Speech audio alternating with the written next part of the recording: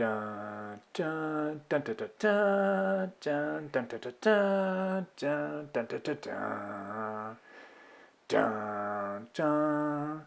Dun, dun, dun, dun, dun, dun, dun, dun, dun, dun, dun, dun, dun, dun. Dun, dun, dun, dun, dun, dun, dun, dun, dun, dun. Dun, dun, dun, dun, dun, dun, dun, dun. Hello, and welcome to the third episode of my four-part series regarding the basics of motorcycling first aid. My name is Rick. This is the Bactrian. In this episode, we will go into detail and review each of the medications I carry in my first aid kit. As a nurse, I take all medications seriously, even over-the-counter medications. I have several disclaimers I want to review before I get into the particulars about each of the things that I carry. As a nurse, I provide a lot of education about the medications that I give. And as a nursing instructor, I take special care to help educate students, nursing students, about each of the medications they're giving. All medications have potential side effects and risks for allergic reaction. Consult your physician before taking any medication, even over-the-counter medications. Keep careful track of the amount, frequency, and dosing of all medications. This is incredibly valuable information for EMS and guides their treatment from the field to the hospital. Report this information to medical providers immediately if you require further treatment. An example that I went over in the last video, taking aspirin with a head injury. If you take a daily aspirin, that can have anti-clotting effects that last for several days after you've taken the last one.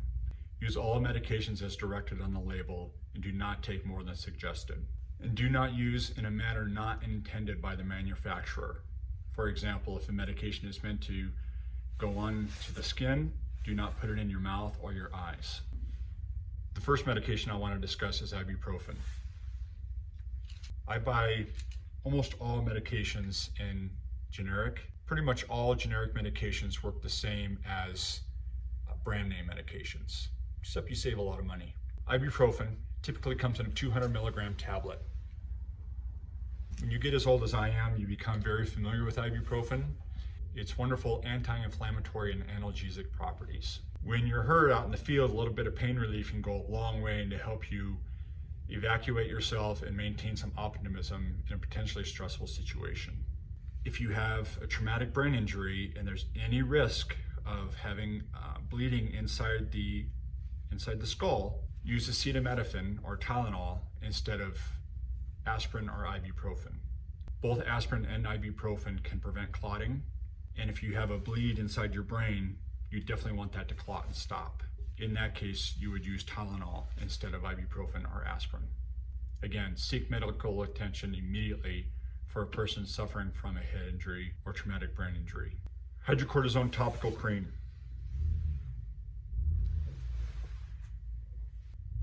I carry hydrocortisone cream in case I develop a painful, itchy, or red rash. Poison oak and poison ivy are rare where I live in Colorado, but they do exist and they are very prevalent in other parts of the country. Consult your pharmacist for which percentage is right for you and your intended use. I want to say something real quick about pharmacists. Although no one is perfect, I've had really great experiences with pharmacists. Every pharmacist I've ever dealt with personally has been helpful, willing to provide education. When I have worked as a hospice nurse, I've called them at all hours of the night and they were very helpful. I think they're very underutilized. And if you have questions about medications, even over-the-counter medications, I strongly encourage you to speak with a pharmacist. The next medication that I carry is triple antibiotic ointment. We talked a lot about that in the last episode. There's a wide selection of triple antibiotic ointments on the market. They all pretty much work the same. Again, consult your pharmacist if you have questions about that. This is a standard in my kit no matter what I'm doing. If I'm skiing, climbing, hiking, motorcycling, whatever, I have triple antibiotic ointment in my first aid kit at all times. It definitely helps healing and helps to limit infection. The next medication I carry in my first aid kit is Diahydramine, also known as Benadryl. Again, I buy generic. Uses for Diahydramine include seasonal allergies. I use it most frequently as a sleep aid personally.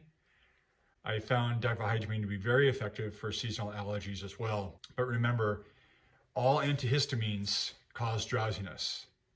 It's not the best thing to be drowsy when you're operating a motorcycle. Even Claritin, that is less drowsy, causes a degree of drowsiness. That's just an action of the antihistamine. These Benadryl are 25 milligrams each. And so I would never recommend someone take more than 2. And that's 50 milligrams. The next medication I'm going to talk about, I'm a little embarrassed that I actually have a brand name. It's Tylenol, otherwise known as acetaminophen. I'm not sure why I have actual Tylenol when I would normally buy acetaminophen. I don't normally carry acetaminophen unless I'm going to go overseas or I'm going to be on the road for an extended period of time. My primary use for acetaminophen is fever reduction. Others may use it for pain, such as a headache. And again, if you had a head injury, I would use acetaminophen instead of aspirin or ibuprofen. You're probably getting tired of that broken record. And again, with all medications, make sure you track what you take carefully. Too much of any medication can be dangerous. So I want to talk about loperamide. This is an anti-diarrheal medication. I only carry this if I'm going overseas or across borders. And I talked a little bit about that in the last episode. But an anti-diarrheal medication such as loperamide, you need to be extremely careful with how you take that.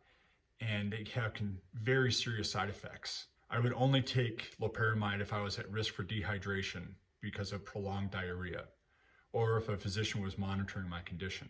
If you require further convincing about the seriousness of this class of medications, Google the words paralytic ileus, and possibly those pictures and articles may dissuade you from taking too much loperamide. It actually slows down the movement of the bowel, and you can be pretty sick from that.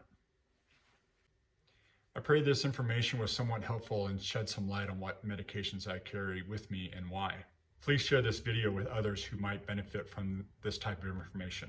Also, please like and subscribe. I've included my notes for this series and they're attached below. And if you have any questions or comments, please leave them in the comment section and I will get back to them as quickly as I possibly can. Thank you very much. It's really cold in my garage. You can see my breath. Painful, itchy, or red at.